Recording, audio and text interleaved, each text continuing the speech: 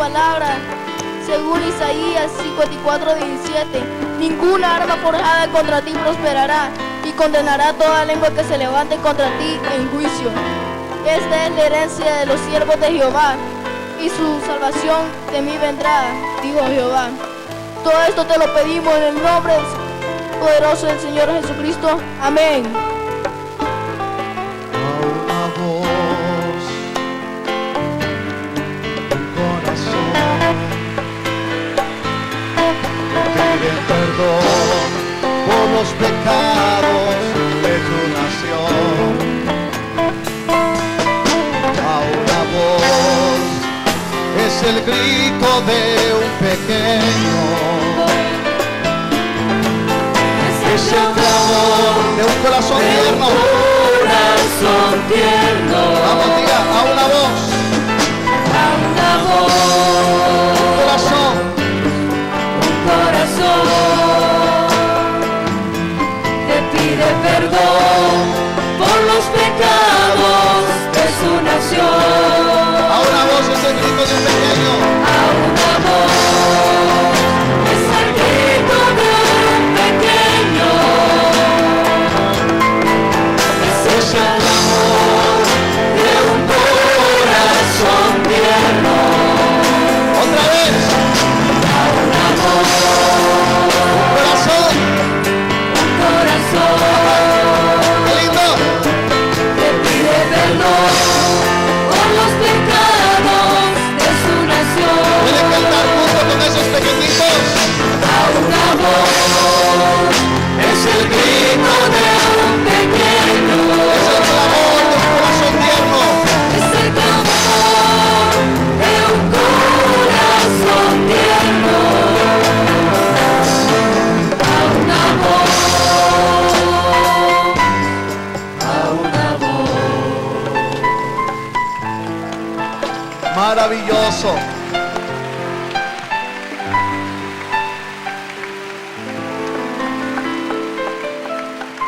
Entre la vida y la muerte. Ezequiel capítulo 18.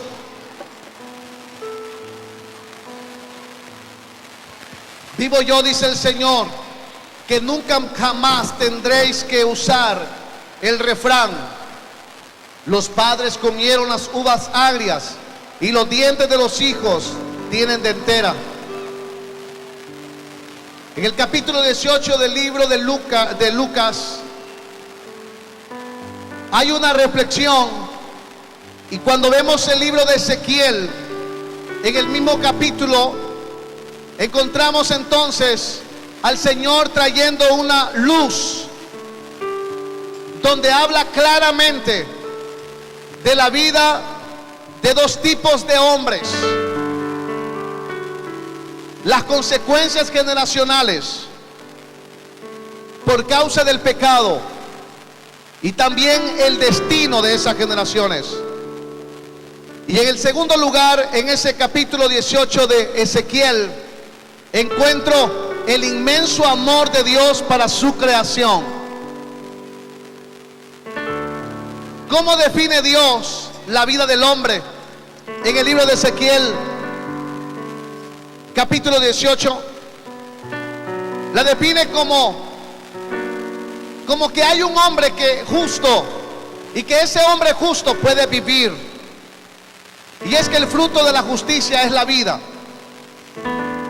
La palabra justo significa uno que tiene fe auténtica y que por consiguiente es un hombre fiel, uno que guarda los mandamientos del Señor. Y aquí habla de algo la palabra. Dice que el hombre justo vivirá. ¿Cuál hombre justo? Aquel que aleja de la idolatría, aquel que no viola a la mujer de su prójimo, el que no llega a la mujer monstruosa, el que no oprime a ninguno, que el que al deudor le devuelve su prenda, aquel que no comete robo, el que da pan al hambriento, el que cubre nudo con vestido, aquel justo que presta sin interés y que no toma cosas sin usura y que no logra sustraer de la riqueza de otro, aquel que guarda los mandamientos de Dios. Pero también Ezequiel capítulo 18 habla del hombre que peca. Y Dios define al hombre que peca como un hombre que puede morir. Y es el hombre que hace lo contrario al hombre justo. Aquel que hurta, aquel que viola, aquel que adultera, aquel que usa de la idolatría, aquel que corrompe, aquel que hace abominación, aquel que presta con usura. Y eso hace que el hombre se convierta en su destino de muerte, porque el fruto del pecado en el hombre es la muerte. Y es que la verdad que el pecado es un acto del alma, y el cuerpo se convierte en un sirviente para poder destruir la vida del hombre. Hombres impíos, según el libro de Ezequiel, son los que violan los mandamientos de Dios. Violan el primer mandamiento, violan el segundo mandamiento. Cuando muchas veces las naciones se entregan a la idolatría, en vez de adorar al Dios creador, terminan adorando lo creado. Es cuando el hombre deja de amar a su prójimo y busca sus propios intereses. En el pueblo de Israel pasaba algo parecido, como pasa en nuestros tiempos en muchas naciones, donde muchas mujeres son oprimidas, donde muchos trabajadores son oprimidos, exigen sus derechos y al final no se les escucha. Hoy se habla de un porcentaje muy alto de gente pobre en Honduras, pero eso se usa como una excusa para corromper y hacer negocios, y no como una causa para levantar a Honduras. Cada vez en Honduras aparece gente más rica y cada vez hay gente más pobre. Y uno se pregunta, ¿y dónde están las ayudas? Por eso es que hay hombres injustos que están llegando al poder. Hay hombres que mienten a través de propagandas. Hay hombres que hacen falsedad con su boca y que con 100 lempiras, con 500 lempiras, logran sobornar el hambre de la gente. Y las personas terminan cambiando su destino por unos cuantos lempiras. Pero yo creo que eso se está terminando. Hay una nación que se está levantando. Vamos a levantar una generación de cambios, capaz de determinar una Honduras diferente en estos tiempos, en el nombre de Jesús. Decreto que Honduras será tierra de hombres justos y temerosos de Dios. Israel estaba pasando momentos tremendos. El pueblo de Judá, Jerusalén, vivía momentos tremendos.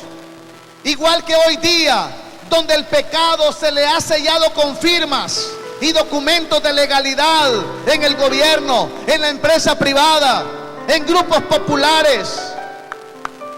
Salen con documentos firmados y creen que eso les impide la justicia de Dios. Y algo que vamos a estar bien claros en esto: lo que es pecado, y aquello que no está bien delante de Dios no estará bien delante de los hombres también. La falsedad, los acuerdos oscuros, que se juzga muchas veces la vida de un pueblo. El pecado más terrible en una nación es aquella donde hay derramamiento de sangre. Y el derramamiento de sangre no solamente es cuando un arma o un cuchillo o un machete corta la piel o el cuerpo de alguien,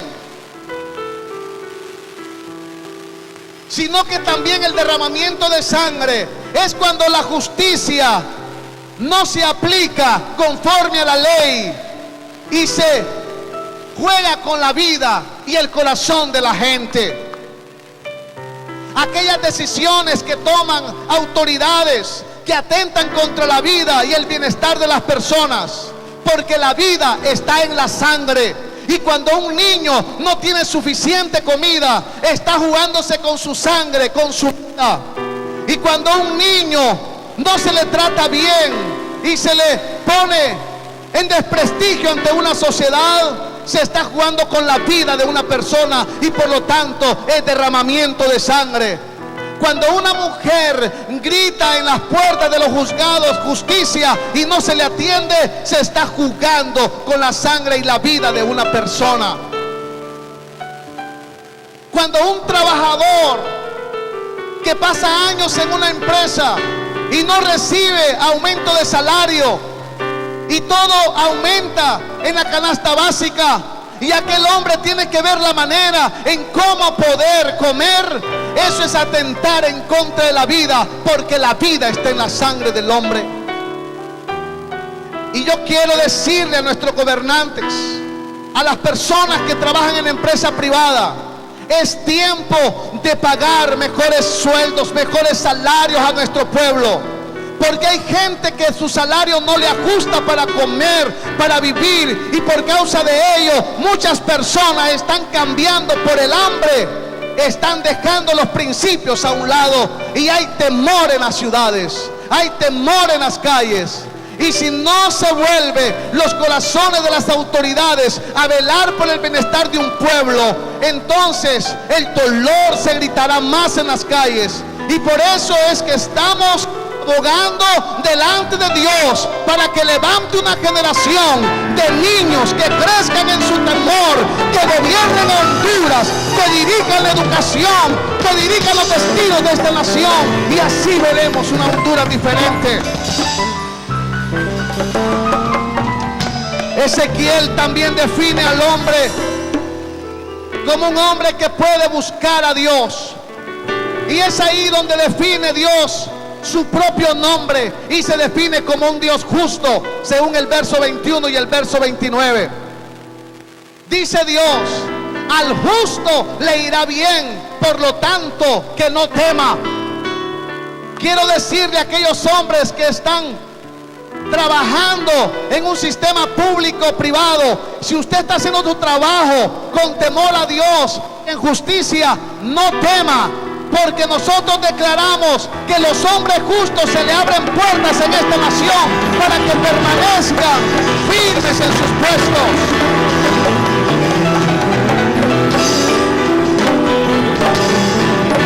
Pero también el Dios justo dice que le irá bien a un hombre piadoso, aun cuando haya tenido un padre impío. Hay muchos hombres y mujeres que hoy me escuchan, que quieren hacer las cosas bien, que temen a Dios, pero tienen padres, familiares que no aman a Dios y les gusta el pecado, la impiedad, el soborno y la mentira. Pero Dios